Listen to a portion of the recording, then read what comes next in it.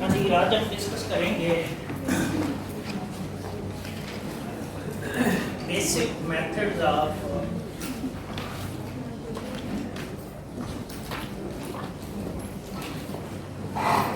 Chemical kinetics.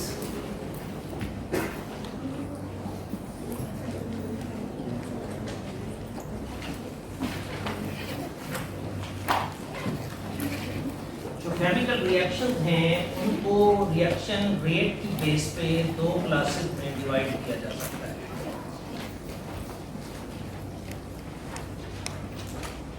कुछ को हम स्लो रिएक्शंस कहते हैं और कुछ को हम फास्ट रिएक्शंस कहते हैं। नाम से आपको अंदाजा हो गया होगा कि स्लो रिएक्शन से मुराद ऐसे रिएक्शंस हैं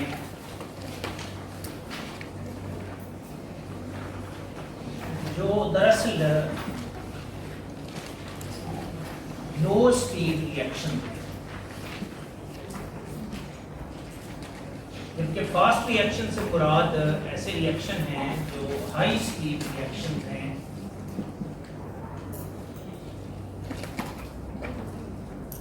रिएक्शन स्लो है या फास्ट है, इसको एक्सप्रेस किया जाता है in term of rate constant. ऐसे रिएक्शन जिनके रेट कांस्टेंट की वैल्यू स्मॉल होती है वो स्लो रिएक्शन है, यानी जिनकी रेट कांस्टेंट की वैल्यू स्मॉल होती है वो स्लो रिएक्शन है। और ऐसे रिएक्शन जिनके रेट कांस्टेंट की वैल्यू हाई होती है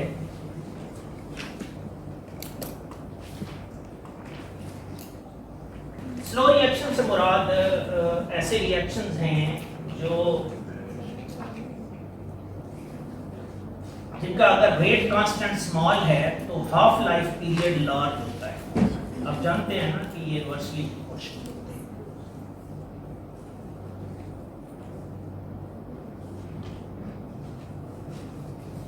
जबकि जो फास्ट रिएक्शंस हैं इनका हाफ लाइफ पीरियड स्मॉल होता है। जो स्लो रिएक्शंस हैं वो कंप्लीट होने में ज्यादा टाइम लेते हैं।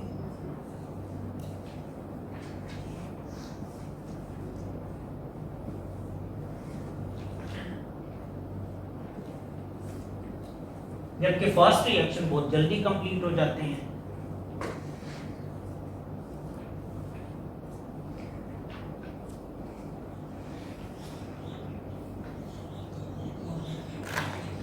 जो स्लो रिएक्शंस हैं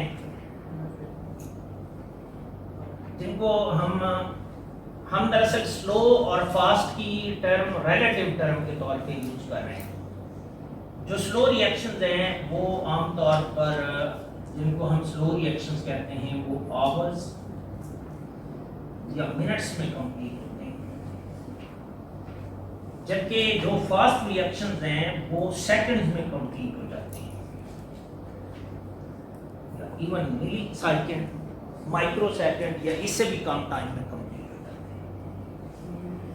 हैं। स्लो रिएक्शन की एक एग्जांपल आपके पास ये हो सकती है कि मसलन CH3COC2H5 इसका सोडियम हाइड्रोक्साइड से रिएक्शन करवाया जाए और इससे सोडियम एसीटेट बनता है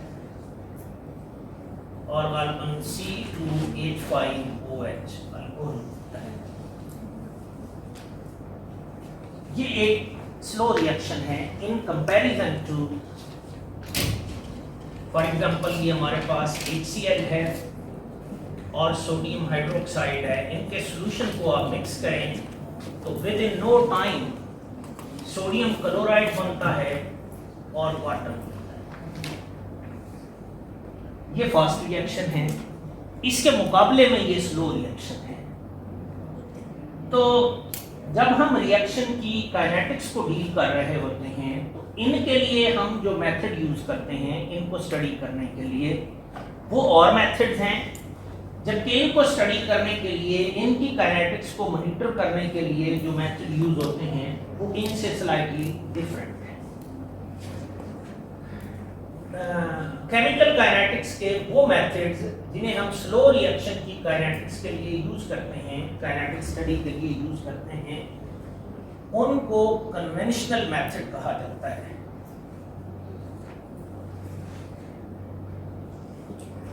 या उनको क्लासिकल मेथड्स कहा जाता है।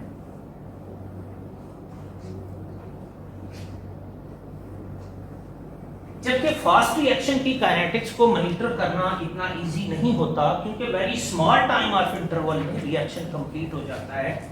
इन रिएक्शंस की काइनेटिक्स को स्टडी करने के लिए हम जो मेथड यूज करते हैं उनको एडवांस मेथड्स कहा जाता है,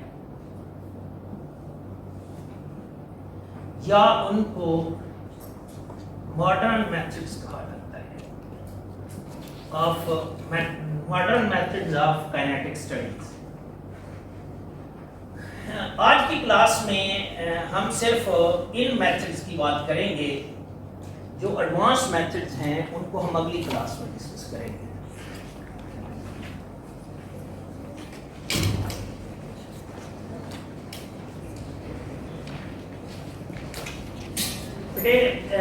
अगर तो आप क्लास शुरू होने के 10 मिनट तक क्लास में आ जाए तो ठीक है, अदरवाइज आने की जरूरत नहीं होती। ना क्लास को डिस्टर्ब किया करें और न ही आपको उसका कोई खास फायदा हो सकता है।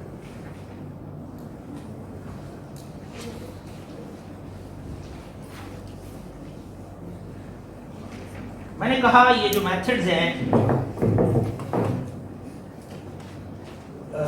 वो दो किस्म के हैं, जिनमें से एक को मैंने कन्वेंशनल मेथड्स का नाम दिया है, जो कि स्लो रिएक्शन की स्टडीज के लिए यूज होते हैं,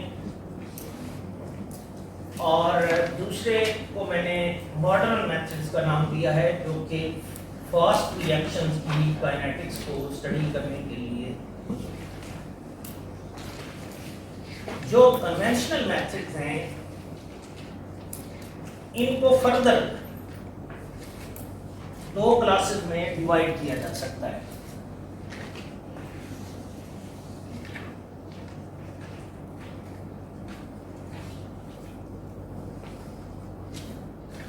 कुछ ऐसी हैं जो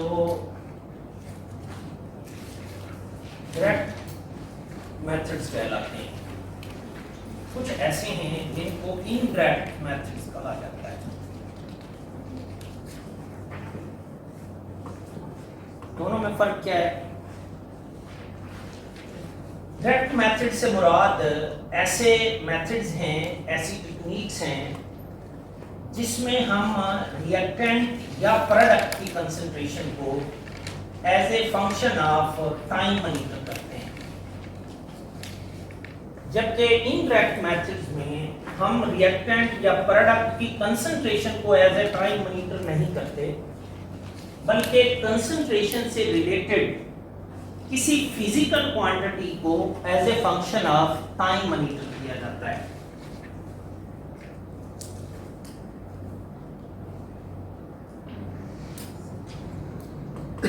कोई फिजिकल प्रॉपर्टी को as a function of time study किया जाता है। मैं इसके एग्जांपल देता हूं। मसलन आप ये बात जानते हैं कि ये जो अब्जॉर्बेंस है ये इक्वल होती है epsilon into L into concentration. In other word, ये जो अब्जॉर्बेंस है ये वाली चीज कांस्टेंट है। ये अब्जॉर्बेंस कंसंट्रेशन के डायरेक्टली प्रोपोर्शनल होती है। तो हम रिएक्टेंट या प्रोडक्ट की कंसंट्रेशन मेजर करने की बजाय अगर हम अब्जॉर्बेंस मेजर करें तो इट मींस कि हम कंसंट्रेशन ही मेजर कर रहे हैं। तो जो इनडायरेक्ट मेथड्स हैं उसमें ऐसी फिजिकल क्वांटिटी को as a function of time measure किया जाता है जिसका ताल्लुक कंसंट्रेशन से होता है। फॉर एग्जांपल, हम अब्जॉर्बेंस ऑफ रिएक्टेंट और प्रोडक्ट को as a function of time monitor करते हैं। तो ये इनडायरेक्ट मेथड्स कहलाते हैं। ये जो डायरेक्ट मेथड्स हैं इसकी एक एग्जांपल है वॉल्यूमेट्रिक एनालिसिस।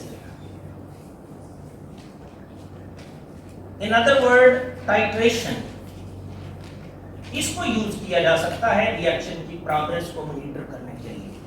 मैं इसके एक एग्जांपल देता हूं। यानी अगर ये वाला सिनेरियो है कि ये CH3 COO C2H5 sodium hydroxide के साथ इसका रिएक्शन करवाया जाए तो इससे सोडियम एसीटेट बनता है और इथाइल अल्कोहल बनता है। आप देखिए कि ये आपके रिएक्टेंट हैं। रिएक्शन वेसल के अंदर सोडियम हाइड्रोक्साइड की कितनी कंसंट्रेशन है, इसको मेजर किया जा सकता है अगर हम रिएक्शन मिक्सचर को टाइट्रेट करें against some acid like HCl। तो हम रिएक्शन मिक्सचर के अंदर डिफरेंट टाइम इंटरवल पर सोडियम हाइड्रोक्साइड की अवेलेबल कंसंट्रेशन को मेजर कर सकते हैं और with the passage of time ये कंसंट्रेशन कम होती चली जाएगी और वो जो डिक्रीज इन कंसंट्रेशन है उसको यूज किया जा सकता है रिएक्शन की प्रोग्रेस को मॉनिटर करने के लिए। ये डायरेक्ट मेथड है, यानी आप रिएक्शन वेसल से सैंपल निकालेंगे, उसकी टाइट्रेशन करेंगे, डिफरेंट टाइम पर सोडियम हाइड्रोक्साइड की कंसंट्रेशन मेजर करेंगे, यानी आप कंसंट्रेशन को as a function of time monitor कर रहे हैं। ये डायरेक्ट मेथड है। जबकि इनडायरेक्ट मेथड में हम कंसंट्रेशन को मेजर नहीं करेंगे बल्कि कंसंट्रेशन से रिलेटेड किसी फिजिकल क्वांटिटी को मेजर करेंगे। कैसे? इसकी कई एग्जांपल हैं, यानी कौन कौन सी फिजिकल क्वांटिटीज हैं जिनको रिएक्शन की प्रोग्रेस को मॉनिटर करने के लिए यूज किया जा सकता है। ये जो इनडायरेक्ट मेथड्स हैं इनको कई क्लासेस में डिवाइड किया जा सकता है, जिसमें एक टेक्निक है स्पेक्ट्रोफोटोमेट्री, दूसरी टेक्निक है पोलैरिमेट्री, एक तीसरी टेक्निक है कंडक्टोमेट्री, एक और टेक्निक है डायलेक्टोमेट्री, एक और टेक्निक है मैनोमेट्री, एक और टेक्निक है पीएच मीट्री, एक और टेक्निक है विस्कोमेट्री, और भी कई टेक्निक्स यूज की जा सकती हैं।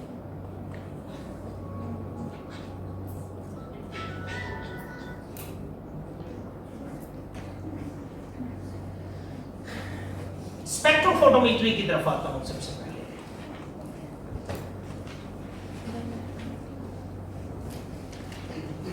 आपने ऑक्सीडेशन और रिडक्शन वाला चैप्टर तो पढ़ लिया है ना, उसमें आपने पढ़ा होगा कि फॉर एग्जांपल ये हमारे पास एक रिएक्टेंट है और ये रिएक्टेंट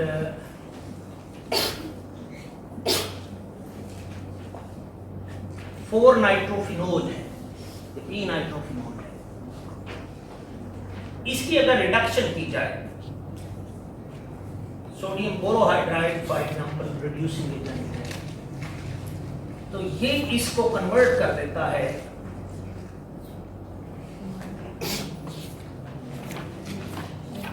NH2 और OH, यानी ये पी नाइट्रोफिनोल है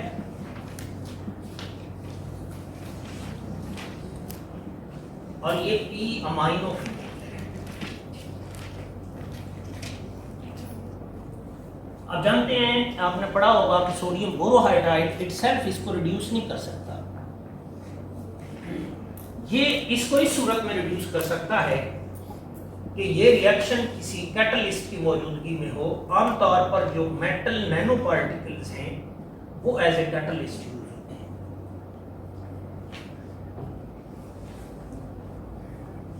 आप देखिएगा कि जब सोडियम बोरोहाइड्राइड इसके सॉल्यूशन के अंदर ऐड किया जाता है, ये भी सॉल्यूशन है, सोडियम बोरोहाइड्राइड का भी सॉल्यूशन बनाया जाता है और कैटलिस्ट भी लिक्विड फॉर्म में होता है, ये सब कुछ इसके अंदर ऐड किया जाता है और रिएक्शन प्रोग्रेस करता है।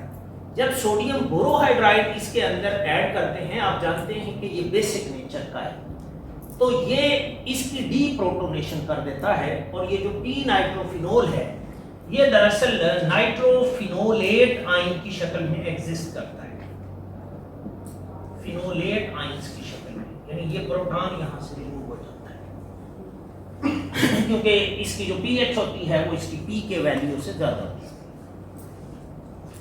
ये जो फिनोलेट आयन है इसकी जो लैम्डा मैक्स है, यूवी भी आपने यकीनन पढ़ लिया होगा, वो 400 नैनोमीटर होती है, जबकि ये जो पी अमाइनोफिनोल है इसकी जो लैम्डा मैक्स है ये 300 नैनोमीटर होती है। इस रिएक्शन की काइनेटिक्स को स्टडी करने के लिए क्या करते हैं कि हम ये सारी चीजें जो हमारे रिएक्टेंट हैं और हमारा कैटलिस्ट है इसको यूवी विजिबल स्पेक्ट्रोफोटोमेट्री के लिए यूज होने वाले सेल यानी क्यूबिट के अंदर डाल देते हैं और फिर स्पेक्ट्रा स्कैन करते हैं। उसके लिए रेंज सेलेक्ट की जाती है, मसलन ये वाली पीक 400 नैनोमीटर पर है और ये 300 नैनोमीटर पर है, तो आमतौर पर जो वेवलेंथ की रेंज सेलेक्ट की जाती है वो 200 नैनोमीटर से लेके 600 नैनोमीटर तक रखी जाती है। इस वेवलेंथ की रेंज में टाइम डिपेंडेंट स्पेक्ट्रा लिया जाता है। कैसे लिया जाता है? मसलन आपने सेल के अंदर सारे रिएक्टेंट डाले, कैटलिस्ट भी डाला, उसको स्पेक्ट्रोफोटोमीटर के अंदर रख दिया और इस वेवलेंथ रेंज में 200 नैनोमीटर से 600 नैनोमीटर तक की रेंज में आपने इसका स्पेक्ट्रा लिया, इधर अब्जॉर्बेंस है और इधर वेवलेंथ है। इसका जो यूवी विजिबल स्पेक्ट्रा होगा वो ये होगा।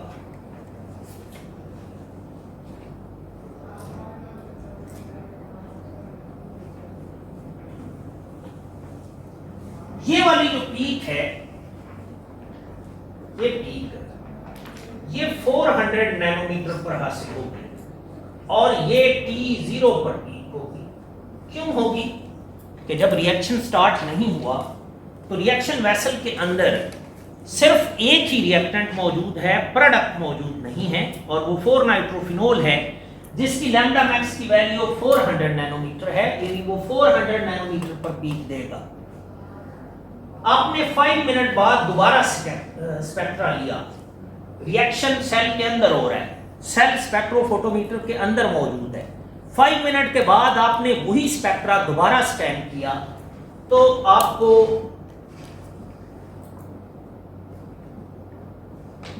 आपने नोटिस किया कि यही स्पेक्ट्रा ये थोड़ा चेंज हुआ है और एक स्लाइड सी पीक यहां अपीयर हुई है और ये जो पीक है ये डाउनवर्ड शिफ्ट हुई है। ये 0 टाइम पर स्पेक्ट्रा था, ये 5 मिनट बाद स्पेक्ट्रा है। 5 मिनट और गुजर गए, 10 मिनट के बाद आपने दोबारा स्पेक्ट्रा स्कैन किया तो आपने नोटिस किया कि इस स्पेक्ट्रा में और चेंज आई है। ये पीक थोड़ी ऊपर चली गई है और ये जो पीक है ये फिर डाउनवर्ड शिफ्ट हो गई है। 10 मिनट के बाद ये वाला स्पेक्ट्रा आपको हासिल हुआ।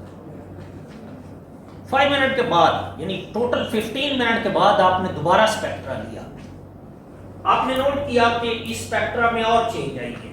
ये पीक और ऊपर चली गई है और ये पीक और नीचे आ गई है। सपोज ये टाइम 15 मिनट हो गया,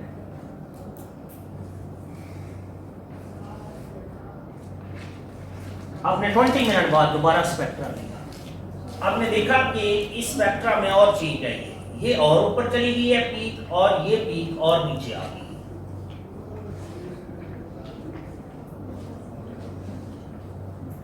आपने सपोज 25 मिनट बाद दोबारा स्पेक्ट्रा लिया तो ये यूं हो गया। तो क्या हुआ है?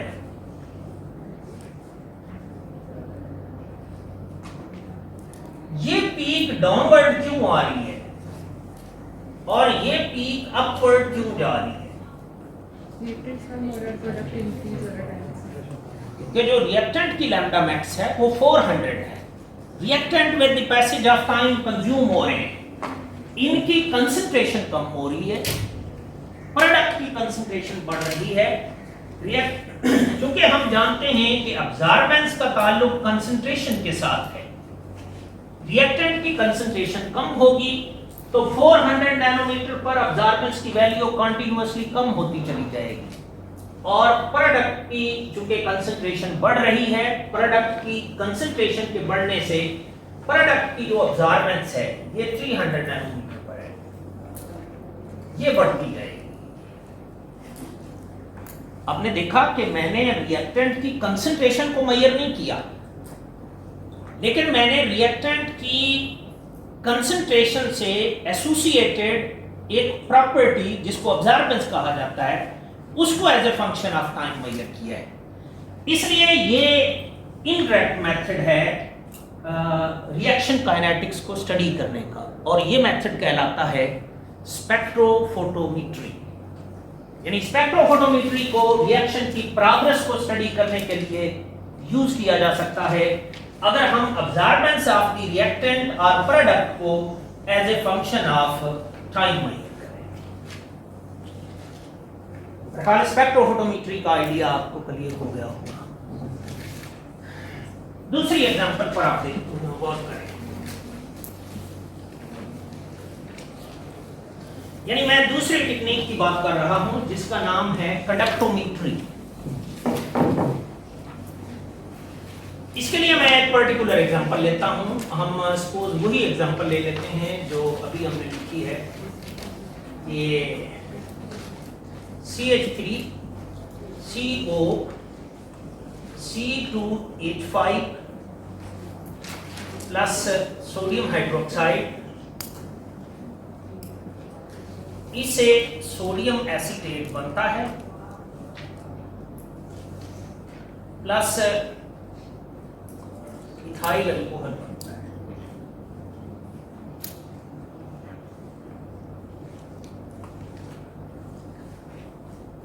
आप ये बात जानते हैं कि ये जो सोडियम हाइड्रोक्साइड है ये स्ट्रॉन्ग इलेक्ट्रोलाइट है। क्या है? स्ट्रॉन्ग इलेक्ट्रोलाइट है। इसमें इसकी वजह से ये टोटली आयोनाइज हो जाता है और ये आयोनाइज होकर हाइड्रोक्सिल आयन देता है और सोडियम आयन देता है। आप जानते हैं कि ये जो हाइड्रोक्सिल आयन्स हैं इनकी कंडक्टिविटी की वैल्यू बहुत ज्यादा होती है, क्योंकि ये सोडियम हाइड्रोक्साइड इसमें रिएक्टेंट और प्रोडक्ट सब में सबसे ज्यादा स्ट्रॉन्ग इलेक्ट्रोलाइट है और ये कंप्लीटली आयोनाइज हो जाता है, जिसकी वजह से सिस्टम की जो कंडक्टेंस है वो बहुत ज्यादा होती है।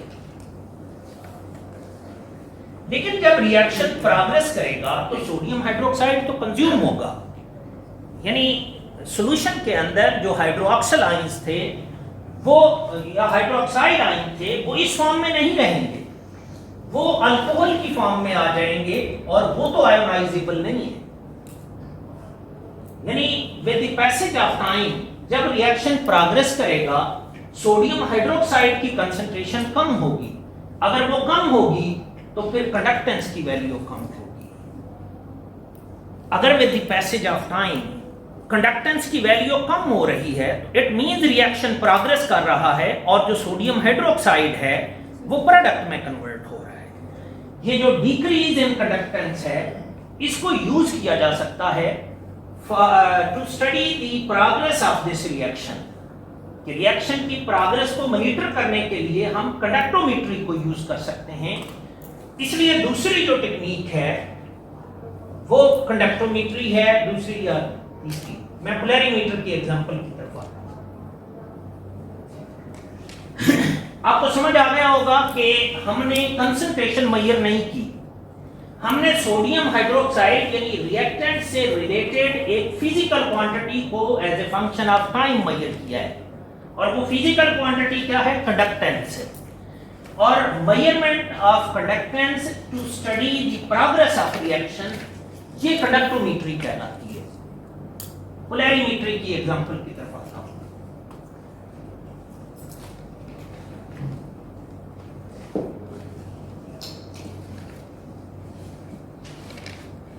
मसलन है आप C12 H22O11 सप्रोज है।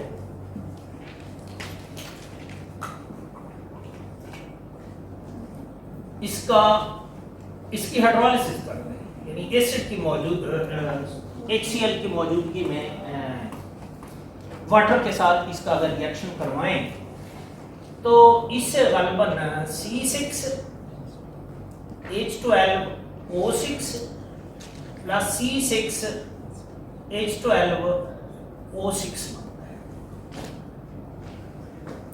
ये सक्रोज है। इसके नतीजे में इनमें से एक ग्लूकोज है और एक फ्रक्टोज है।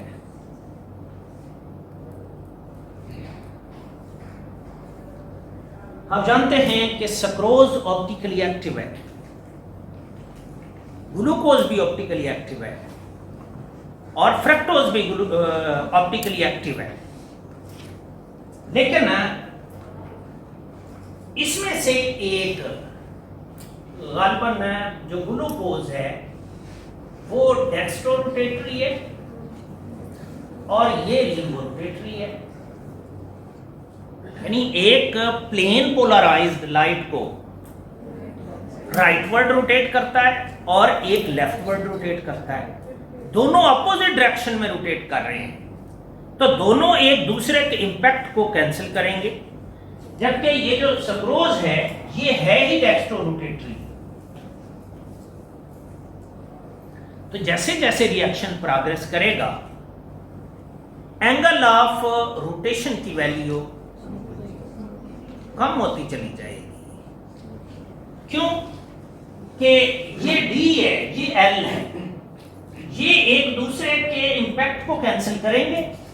जैसे रिएक्शन प्रोग्रेस करेगा सक्रोज की कंसंट्रेशन कम होती चली जाएगी।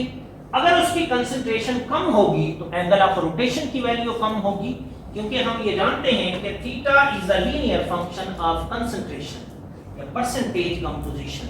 आपने पोलैरिमीट्री वाला एक्सपेरिमेंट किया है कि थीटा जो है वो अल्फा इंटू एल इंटू सी है। यानी थीटा जो है वो इनफैक्ट लीनियर फंक्शन है कंसंट्रेशन का। कंसंट्रेशन ऑफ सक्रोज कम होगी तो थीटा की वैल्यू कम होती चली जाएगी। ये जो decrease in angle of rotation है इसको यूज किया जा सकता है to monitor the progress of this reaction, और ये टेक्निक कहलाती है पोलैरिमीट्री। आपने नोट किया कि इसमें मैंने concentration as a function of time measure नहीं की, मैंने एंगल ऑफ रोटेशन को as a function of time measure किया है। तो ये जो टेक्निक है ये पोलैरिमीट्री कहलाती है रिएक्शन की प्रोग्रेस को मॉनिटर करने के लिए। अगली टेक्निक पर गौर करें। अगली टेक्निक का जो मैंने नाम लिखा है वो है डायलेक्ट्रोमीट्री। कोई एग्जांपल लें और उस एग्जांपल से इसको समझने की कोशिश करते हैं। फॉर एग्जांपल CH3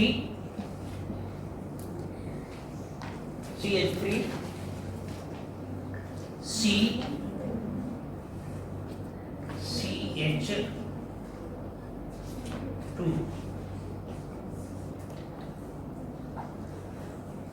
इसका रिएक्शन हम करवा देते हैं वाटर के साथ in the presence of acid. इसकी एनालिसिस करवा देते हैं।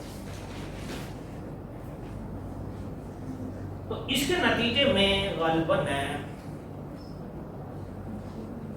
CH3 3OH बनेगा। यही बनेगा। ऑर्गेनिक तो आपको आती है ना।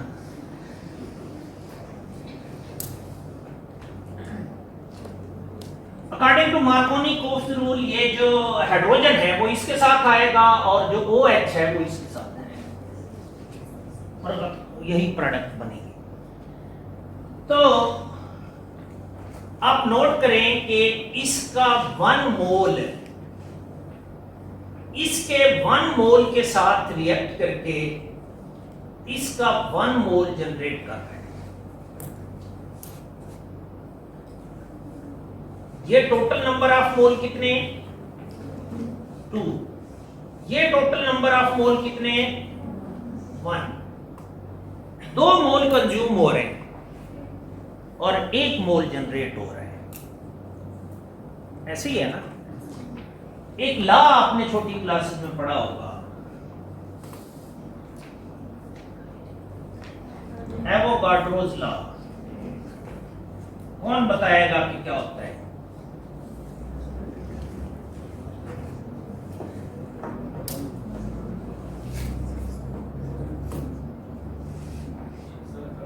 लॉ में लिखा कि 1 mole equal to 6.02 multiply 10% atoms molecules. उसका कोई वॉल्यूम से भी ताल्लुक होगा। वॉल्यूम से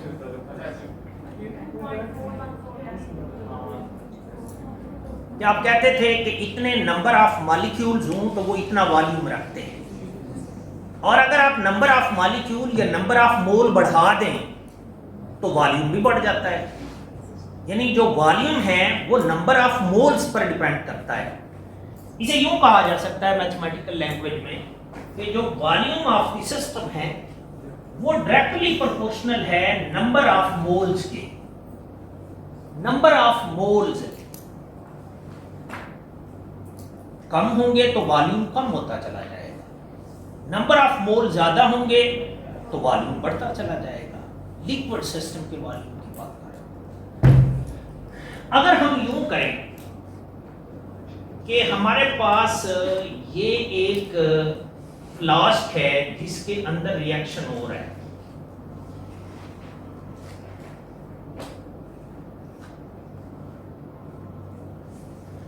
ये सारा कुछ किसी ऐसे सिस्टम के अंदर है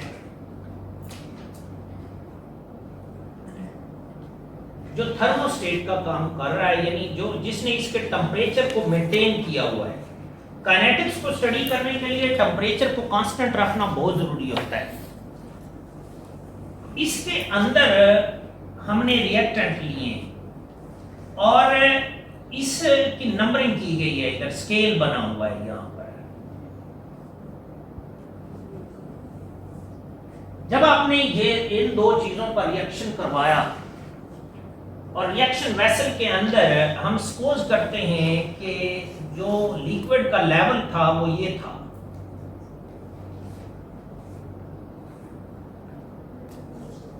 रिएक्शन शुरू होने से पहले। लेकिन जब रिएक्शन इनिशिएट हुआ तो इसके 1 मोल ने इसके 1 मोल से रिएक्ट किया और प्रोडक्ट का 1 मोल जनरेट किया। यानी जैसे जैसे रिएक्शन प्रोग्रेस करेगा number of moles in the reaction vessel कम होते चले जाएंगे। अगर नंबर ऑफ मोल्स कम होंगे तो फिर ऑफ कोर्स वॉल्यूम भी कम होगा, और अगर वॉल्यूम कम होगा तो इस कैपिलरी ट्यूब के अंदर ये जो इसका लेवल है लिक्विड का ये डाउनवर्ड मूव करेगा, और जितना ये डाउनवर्ड मूव करता जाएगा उतना रिएक्शन ज्यादा प्रोग्रेस कर रहा होगा।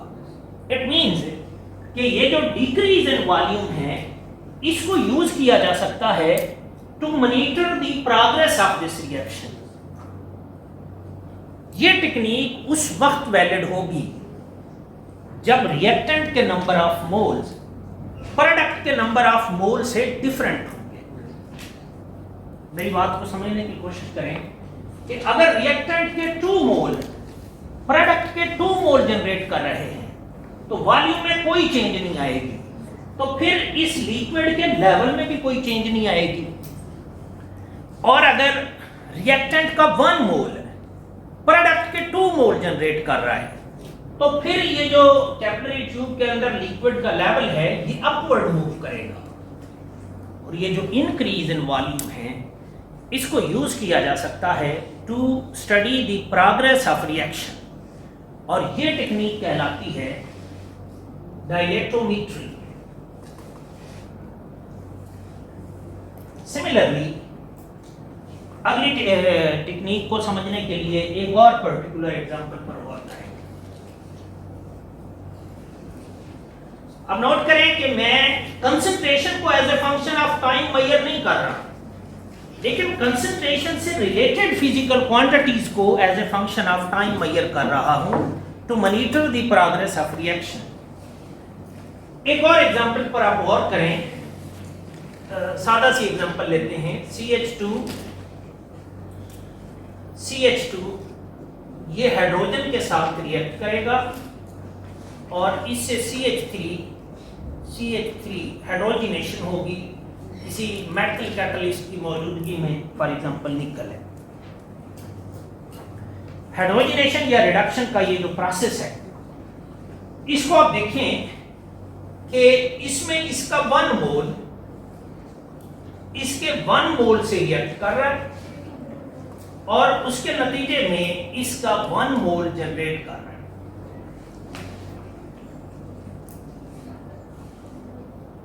आप ये बात जानते हैं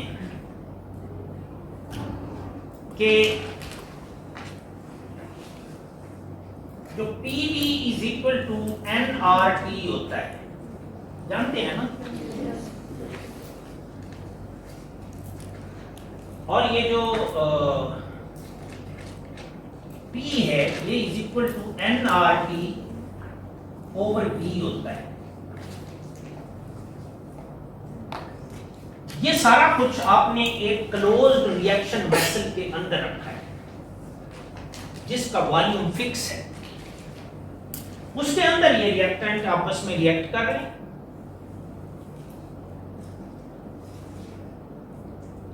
और उसके नतीजे में ये इथेन में जा रहे हैं।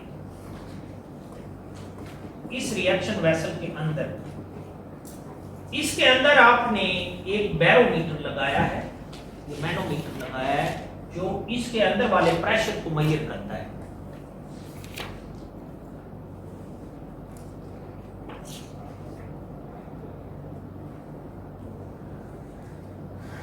मैंने कहा कि वॉल्यूम इसमें फिक्स है, टेम्परेचर इसमें फिक्स है, R की वैल्यू इसमें फिक्स है, N की वैल्यू चेंज हो रही है तो फिर P की वैल्यू भी चेंज होगी। N बढ़ेगा यानी N अगर कम होगा तो फिर P भी कम होगा। इस रिएक्शन में N क्या हो रहा है? कम हो रहा है क्योंकि इधर 2 मोल कंज्यूम हो रहे हैं, उसके नतीजे में 1 मोल जनरेट हो रहा है। It means with the passage of time number of mole in the reaction vessel कम होते चले जाएंगे। अगर नंबर ऑफ मोल्स कम होंगे तो फिर लाजमी तौर पर इस कंटेनर के अंदर जो प्रेशर है वो कम होगा। अगर वो प्रेशर कम होगा तो वो इस बात की इंडिकेशन होगी कि ये रिएक्टेंट प्रोडक्ट में कन्वर्ट हो रहे हैं। ये टेक्निक कहलाती है मैनोमेट्री और बैरोमेट्री और इसको यूज किया जा सकता है रिएक्शन की प्रोग्रेस को मॉनिटर करने के लिए। लेकिन ये टेक्निक भी उस वक्त वैलिड होगी जब आपके जो रिएक्टेंट हैं उनके नंबर ऑफ मोल्स प्रोडक्ट के नंबर ऑफ मोल से डिफरेंट होंगे। अगर रिएक्टेंट के नंबर ऑफ मोल्स और प्रोडक्ट के नंबर ऑफ मोल्स एक दूसरे के इक्वल हैं बैलेंस्ड केमिकल इक्वेशन में, तो फिर नंबर ऑफ मोल में कोई चेंज नहीं आएगी। फिर बैरोमेट्री या मैनोमेट्री से इस रिएक्शन की प्रोग्रेस को मॉनिटर नहीं किया जा सकता। इस रिएक्शन की प्रोग्रेस, किसी भी रिएक्शन की प्रोग्रेस को मैनोमेट्री से मॉनिटर करने के लिए जरूरी है कि रिएक्टेंट और प्रोडक्ट के नंबर ऑफ मोल्स एक दूसरे से डिफरेंट हो। इसे अभी टेक्निक पर गौर करें जो कि पीएच मीटरी है। इसको समझने के लिए भी हम एक एग्जांपल लेते हैं।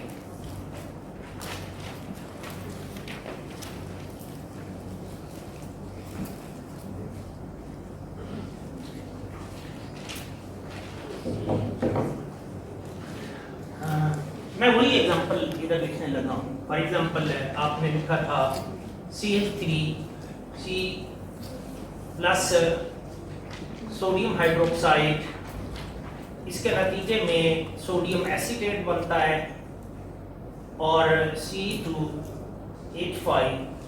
बनता है।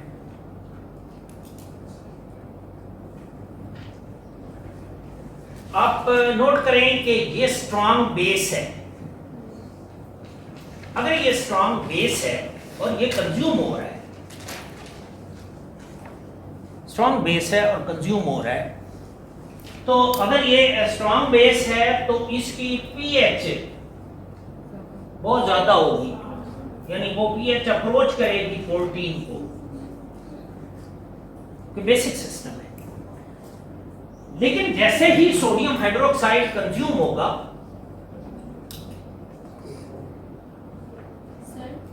आपने उधर भी सोडियम एसीटेट रिएक्टेंट में C2H5 वो लिख लेना।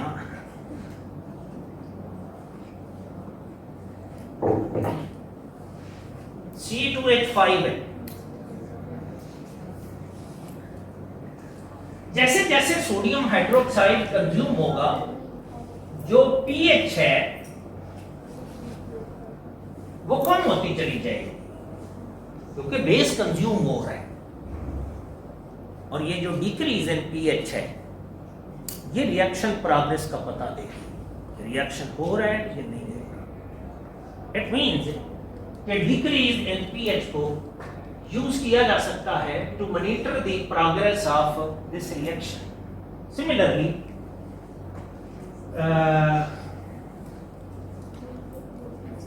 कोई मोनोमर है, उसकी आप पॉलीमराइजेशन कर रहे हैं। जैसे जैसे पॉलीमर बनता जाएगा, आपका जो सॉल्यूशन है वो मोर विस्कस होता चला जाएगा।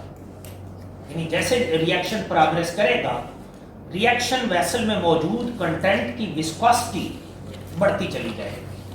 वो जो इंक्रीज इन विस्कोसिटी है, उसको यूज किया जा सकता है ऐसे रिएक्शन की प्रोग्रेस को मॉनिटर करने के लिए। तो ये वो डिफरेंट मेथड्स थे, बेसिक टूल्स या बेसिक एक्सपेरिमेंटल मेथड्स थे जो रिएक्शन की प्रोग्रेस को या काइनेटिक्स को स्टडी करने के लिए यूज किए जा सकते हैं। और ये मेथड्स थे स्लो रिएक्शन की काइनेटिक्स को स्टडी करने के लिए। फास्ट रिएक्शन की काइनेटिक्स को स्टडी करने के लिए कौन से मेथड यूज किए जा सकते हैं, ये फिर हम अगले लेक्चर में बात